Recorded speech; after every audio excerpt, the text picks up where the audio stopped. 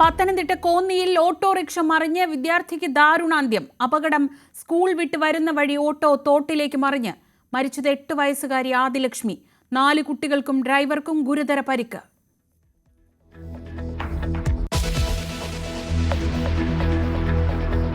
ശബരിമല സ്വർണ്ണക്കൊള്ളയിൽ തന്ത്രിമാരുടെ മൊഴിയെടുത്ത അന്വേഷണ സംഘം. ഉണ്ണികൃഷ്ണൻ പോറ്റിയെ അറിയുമെന്ന് തന്ത്രിമാർ. ഉണ്ണികൃഷ്ണൻ പറ്റി അവിടെ വർക്ക് ചെയ്താണല്ലോ, എനിക്കറിയായിരിക്കും. ഞാനല്ല കൊണ്ടത്, അതൊക്കെ SIT പറഞ്ഞിട്ടുണ്ടാവുന്നു. എനിക്ക് നിങ്ങളടുത്ത് പറയാൻ പറ്റില്ല.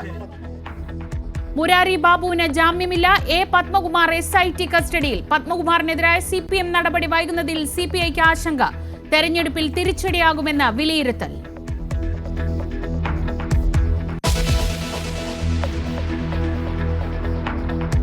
കോഴിക്കോട് SDPIയുടെ പിന്തുണ ഇടതുമുന്നണിക്ക്. തിരുവനന്തപുരം നഗരസഭയിൽ 7 റിബൽ സ്ഥാനാർത്ഥികളെ പുറത്താക്കി കോൺഗ്രസ്. R ശ്രീലേഖയുടെ പ്രചാരണ ബോർഡുകളിൽ നിന്ന് IPS നീക്കാൻ തെരഞ്ഞെടുപ്പ് കമ്മീഷൻ ഉത്തരവ്.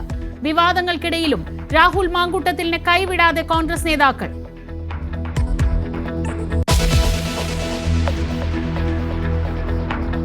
പാലത്തായി കേസിലെ വിധിക്കെതിരെ റിട്ടയർഡ് DYSP പ്രതി പത്മരാജൻ നിരപരാധിയെന്ന് ആവർത്തിച്ച് റഹീം. കുട്ടിപീഡനത്തിനിരയായ ദിവസം അധ്യാപകൻ സ്കൂളിൽ ഉണ്ടായിരുന്നില്ല.